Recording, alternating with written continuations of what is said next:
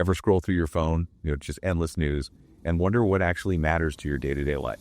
It's overwhelming. Well, today we're sort of throwing you a lifeline. We've plunged headfirst into the Consumers 360 news commentary from consumers.app. This is the one from April 16th, 2025. Right. Think of it as like the Cliff's Notes for everything. Groceries, your wallet, health, all that stuff. Exactly. We've waded through a whole stack of articles. Food, health headlines, sustainability, even the latest on our finances. Yay. And the goal is really just to distill the essential bits, help you connect the dots, All right, let's dive in. Food. We all deal with it every day. Mm-hmm. So imagine you're at the butcher picking out a steak. Okay. One's local, the other's maybe from the U.S. Should you be thinking about what those cows were actually, eating? That's a really sharp question. And the answer seems to be, yeah, probably. Oh. According to the BBC, UK livestock farmers are pushing for imported U.S. beef to meet their standards, specifically around hormones in animal feed. Ah, the hormone thing. Right, exactly. So that difference in, how the animals are raised, that could definitely influence your choice if it's something you're concerned about. Interesting.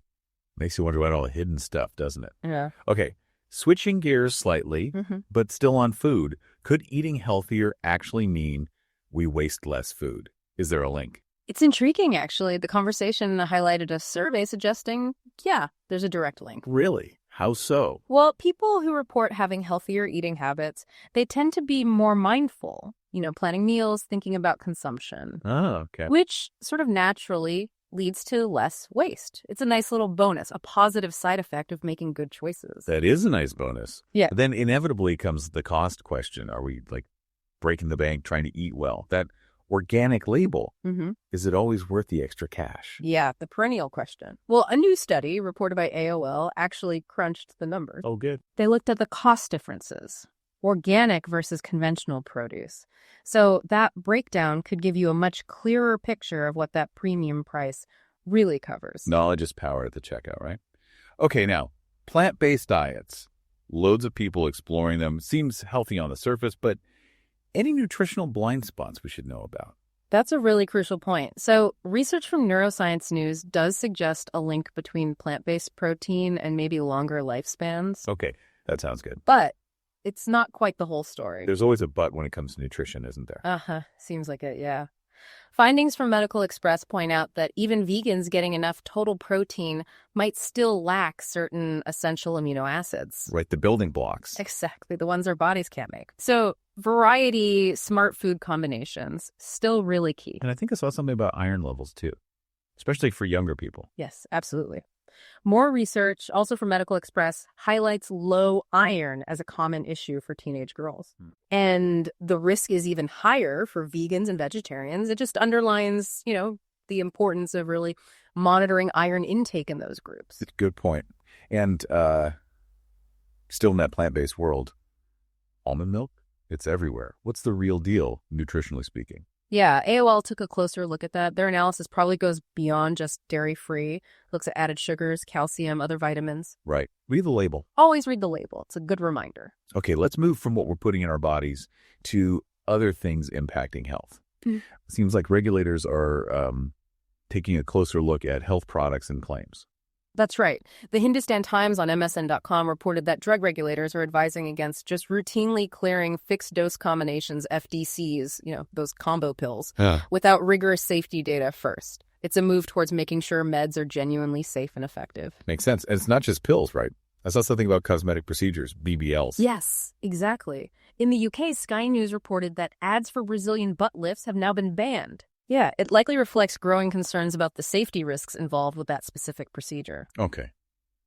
On a more, maybe, everyday health note. Feeling bloated. Gassy. Are there simple things to try before, reaching for medication? Definitely. The Times of India actually outlines 6 natural ways to help prevent bloating and gas. Oh. Sometimes those simple practical tips can offer real relief for common digestive issues. No pharmacy run needed.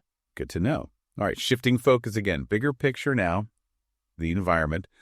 Any positive steps on sustainability making news?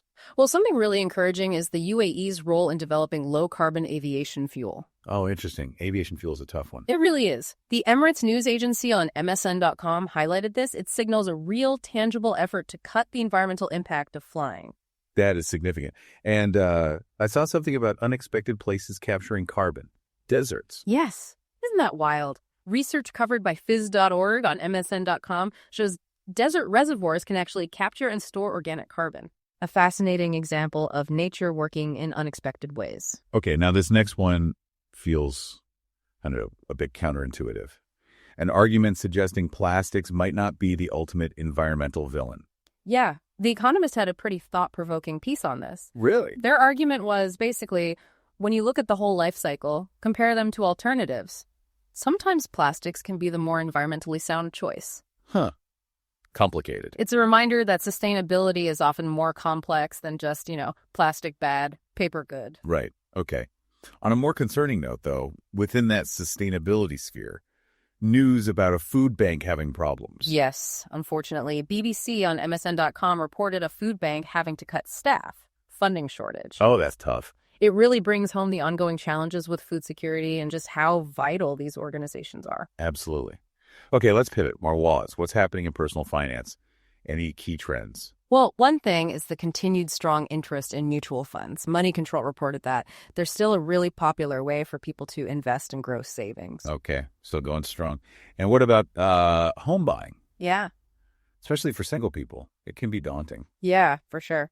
Investopedia on MSN.com actually offered a specific guide for single individuals looking to buy a home. Could be a really helpful resource there. Good to know, keeping an eye on the bigger economic picture.